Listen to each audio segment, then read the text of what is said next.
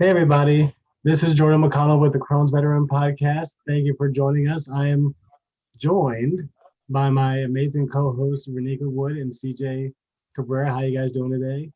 Excellent. Doing good. Cool beans. Awesome to hear that. Uh, we are honored and grateful to have an amazing guest from down under, Mr. Braeden King, is here to talk to us about his amazing uh, project BowelFit and also his journey with colitis. And so again, Braeden, thank you for joining us, sir. How you doing, man? Yeah, good. Thanks, Jordan. Thanks for having me. Really appreciate it. You're very welcome, very welcome. And yeah, so I'll, we'll just get right into it. I'm very curious, just, by meeting you, just your page and what you're doing to me is just very compelling. And so, please please, tell me and, and our audience, who Braden King is, and his story with colitis. Awesome. So I'll pretty well start with, we'll go back a few years. So in May 2019, I was diagnosed with ulcerative colitis through a biopsy. I posted up a story the other day about how that whole process sort of went, but really the nuts and bolts of it, I'm actually part of the Australian Army. So down under here. Cool. And we were out on an exercise. We're out in some pretty harsh environment. You describe it pretty well as the desert. So we're out there and I came down really sick. I got rash all down my face, got really sick, started bleeding in the stool, got back, go to the medical center. Like, what's going on with me? This is crazy. So they do some tests and they're like, oh yeah, you got hemorrhoids, you're going to go in for a colonoscopy, you get those banded, you'll all be all good. So I go in colonoscopy, do all the prep, as you guys would know, absolutely horrible experience. Right. Jump into that one and I wake up, I'm the last patient of the day. And the doctor says to me, he's like, at the end of the bed, bag on. He's like, yeah, so I'm pretty sure you have an inflammatory bowel disease. I'm heading off. The nurse will book you in to come and see me next week. And he just left me like that. And that's pretty well how I just got this real fast jump into it. Being a young, male in Australia, fit, healthy, active, I thought, hey, this could never happen to me. And then blink of an eye, 1 minute I'm outfield doing the thing I love. And the next minute I've been told I've got an inflammatory bowel disease and later got diagnosed with ulcerative colitis. That's pretty well the nuts and bolts of how it happened. Wow. Wow. And so, so just, so what, when that, that doctor, left the room, what was going through your head? So I pretty well sat there and I was in shock. I was coming out from obviously being under for the surgery, for the procedure. So I'm waking up and I look at the nurse. I'm like, did I hear him right? Did he just say I have a bowel disease? And she's like, yeah, he said that you have a chronic condition. I'm like, nah, that can't be right. Like, we've heard him wrong. And she just hands me this envelope with the photos taken from the colonoscopy and the little letter in there. And I just broke down. I was sitting there in this hospital, absolute broke down, did not know what to do. As you would know, being a veteran, you're not always around your family and friends. You're always quite some distance away. So I was actually just moved to Adelaide. I'd been here about a month at the time. And I had nobody here. So no social network, no support network.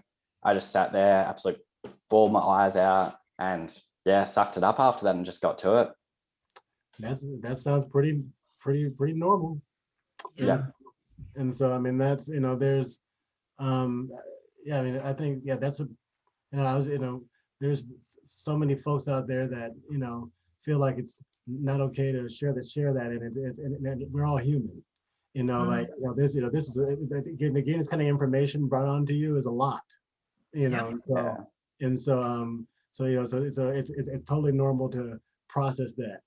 And so, Yeah. yeah, but, I'll let Renika and CJ go, CJ, you want to share? Ask a question on me. I can go. You can go. Go ahead, Renika. Okay. Ready. So I want to say first, I know that was very uncomfortable to just be told just like that. Okay, well, you have this. Have a Yeah. good day. Bye bye. You looking like, what in the world is going on? And that's kind of sort of how my experience was. Got told I had ulcerative colitis in 2011. You can't eat this, that, and that. Have a good day. Totally no type of no comfort, no compassion, no understanding, no question and answer session. So I can only imagine how that felt for you. So now, where, like, what type of medication regimen or um healthy lifestyle are you doing now since being newly diagnosed? Yeah.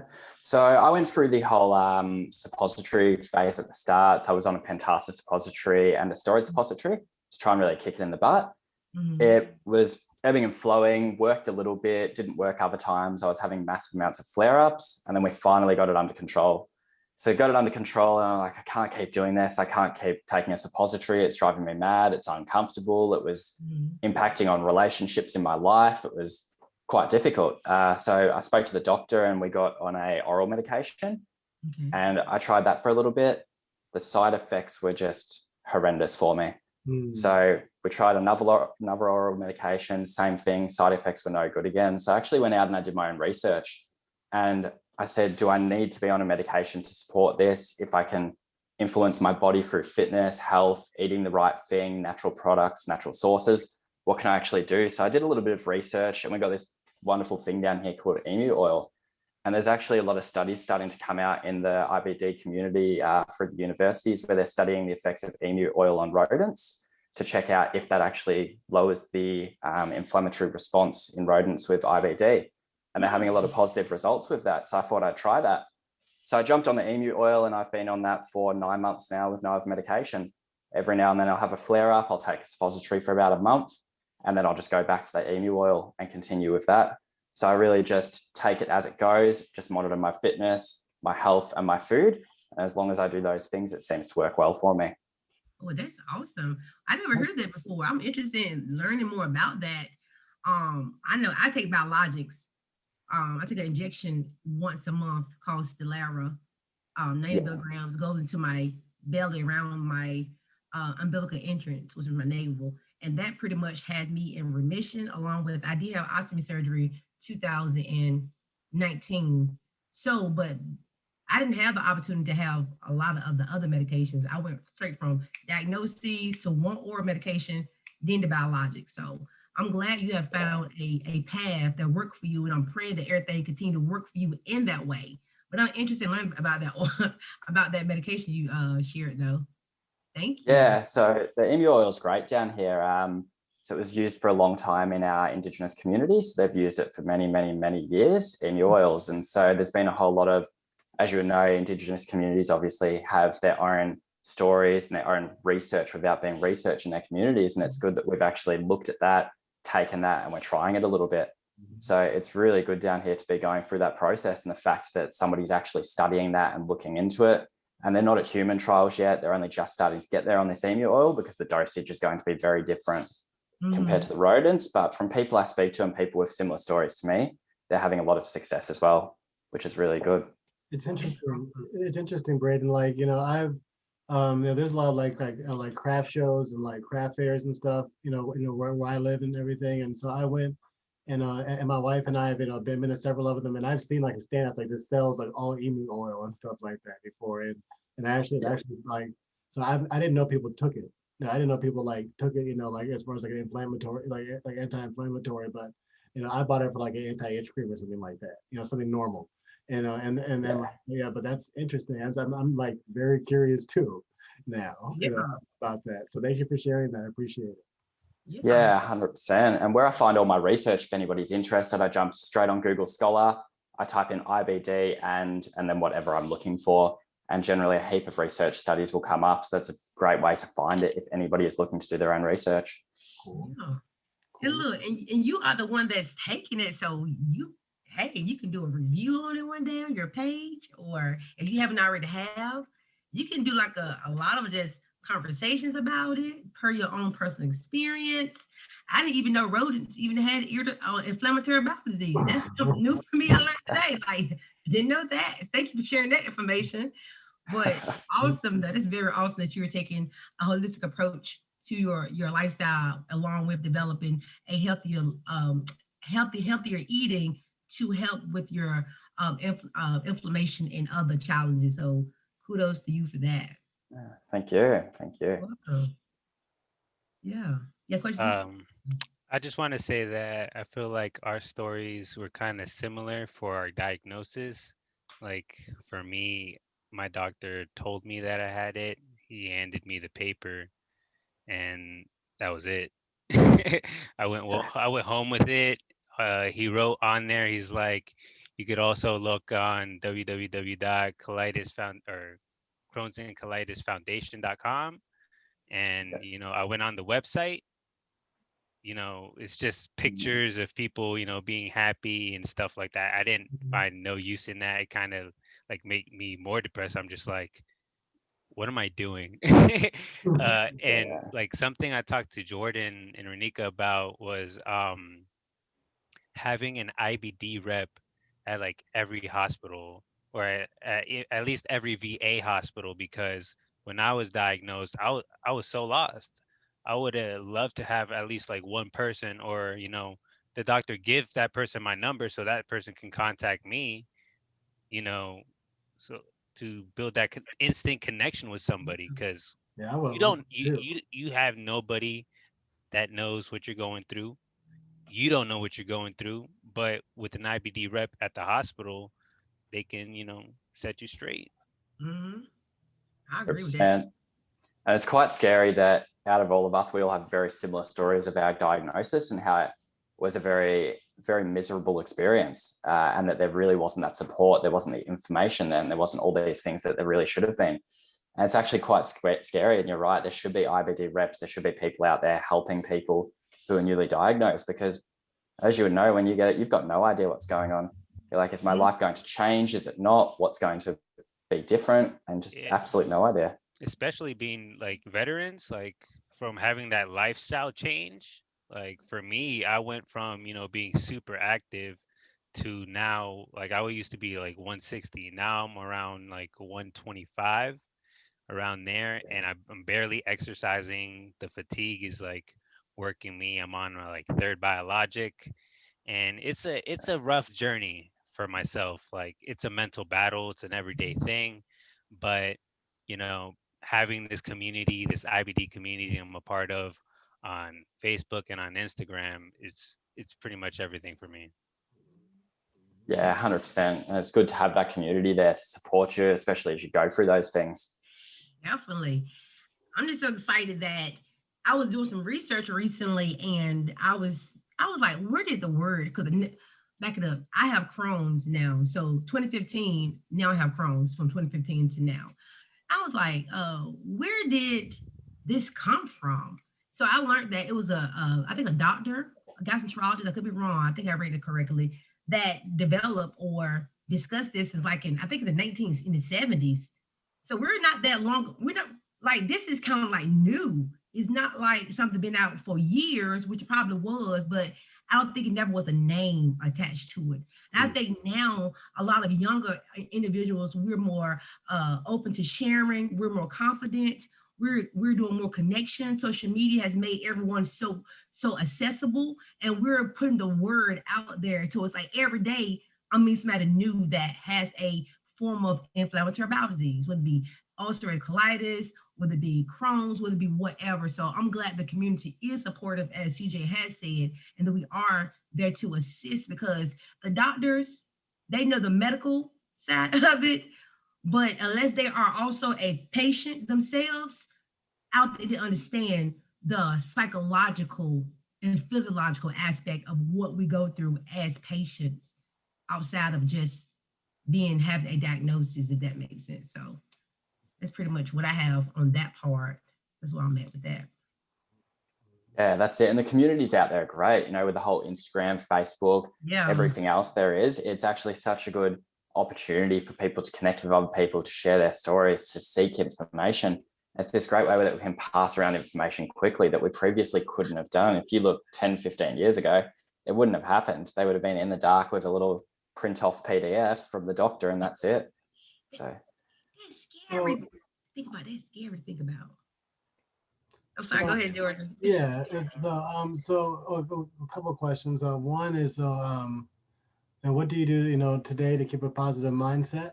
And then also, and I'm, you know, about BowelFit, and so, how did that start, and and what do you hope to accomplish with it? Okay, great. So I'll start with the positive mindset.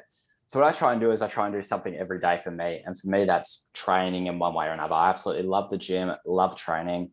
When I went through and it sort of the fatigue really kicked in at the start. I was struggling to train. I was absolutely hating that because I couldn't do it. So no matter whether it's a 5-minute training session and just doing something very small, if I'm in a higher fatigue state or a higher inflammatory state, I'll do that rather than not doing anything.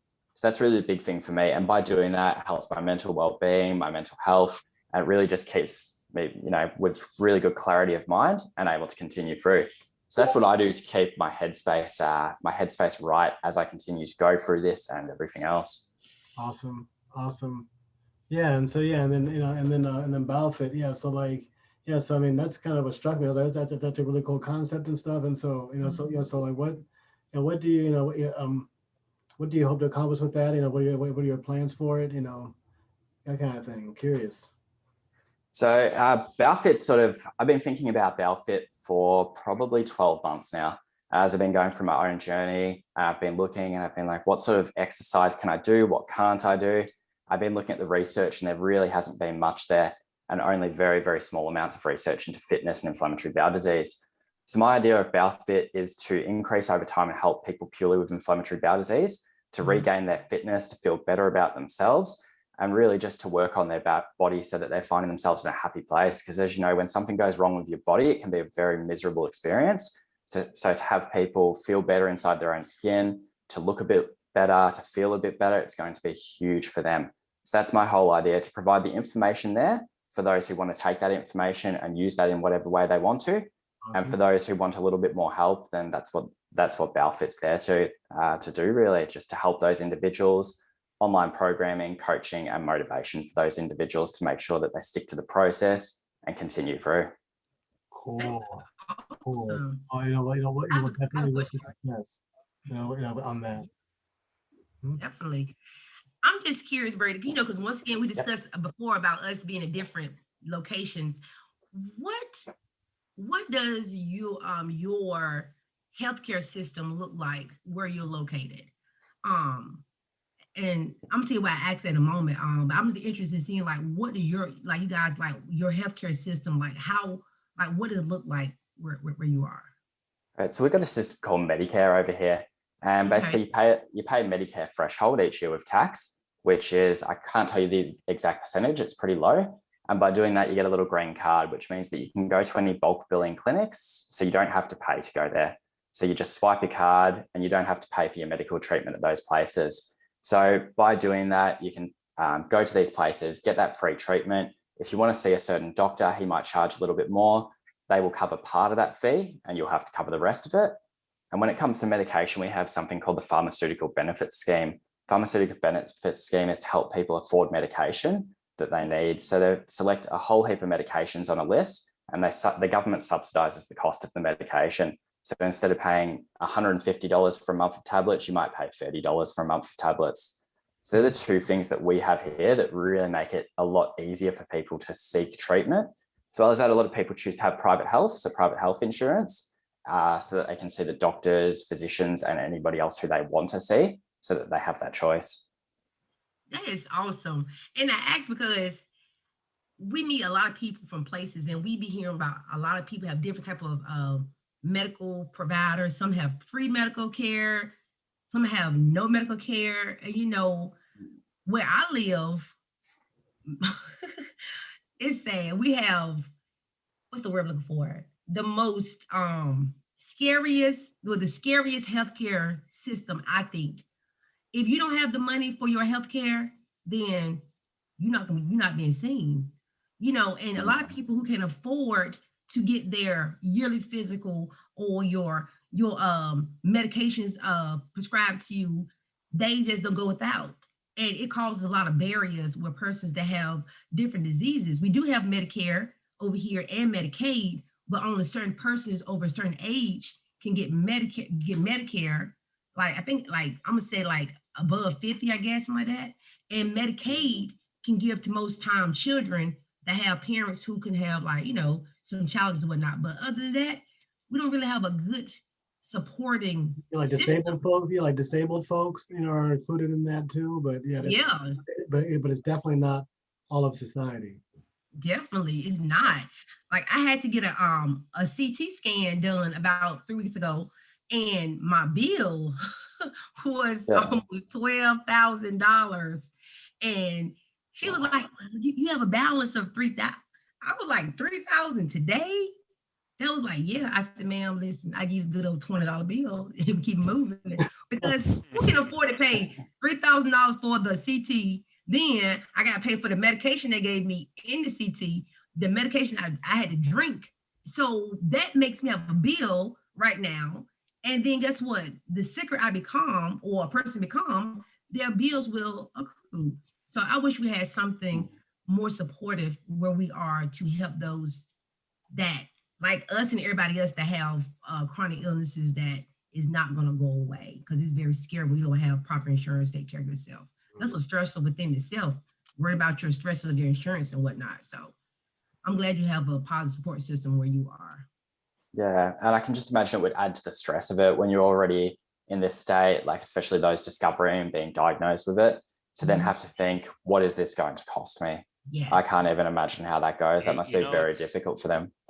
You know, it's funny, like, sorry guys, that when I was starting my journey, I was trying to get set up with the VA, so I didn't have any insurance, but I was getting symptoms, so I had to go to a private insurance through my parents, and they paid and everything, but there was a time where I had to go to the ER like 2 or 3 times, and I swear to you guys, they billed me like a year later, like for each of those visits, like an extreme amount, like $500, $700 for like one day, and it was ridiculous, and that made me, not want to keep going. I'm just like, I'm not going to the hospital. I'm gonna have to tough this one out because I don't have that 700.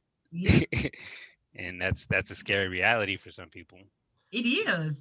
And it gets only worse when someone says, am I going to eat or am I going to pay this medical bill? Okay, I might want to eat. So I wish we had support like other places have, like you have. That's awesome. It really is. And just help. Yeah, the United States is, is like one of the very few countries in the world that they have not figured that part out yet. Yeah, we're not figuring it out yet. So, but anywho, changing the subject.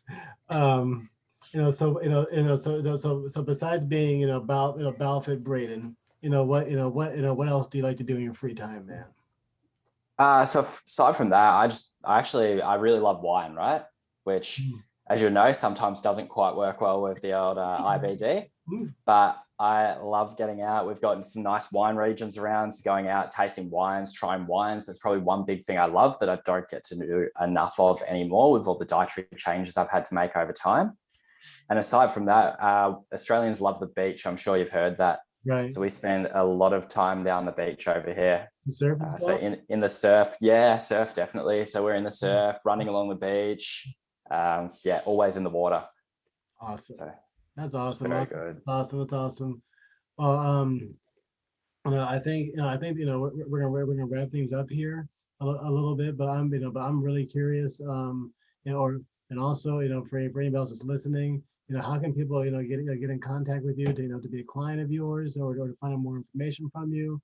And and also any other shout outs, projects, anything else you'd like to share. Okay, great. So for me at BowelFit, BowelFit, you'll see if you go into the Instagram page, that's the only place we are at the moment, only on Instagram, just focusing on that and building that community. The link tree down in the bio there, you can jump on that link tree. There's an apply for coaching button on there. We can go through, fill out a Google form, and there's also a website where you can fill out information. Currently, right now, I'm just focusing on getting free information out there and giving people the very best information they can. So right now, I'm not taking on any clients in that space. In the future, I will be. Right now, I'm just trying to connect with as many people as I possibly can, hear their stories, understand their pains, understand their struggles, so we can really develop the best experience for people, because the last thing we want to do is start somebody off with this experience and not have it being the very best that they need and being able to give them the support that they need. So really, it's just in that phase right now of talking to people. So reach out, message us, we'll have a chat, and I'll be in contact with you. Awesome. Yeah.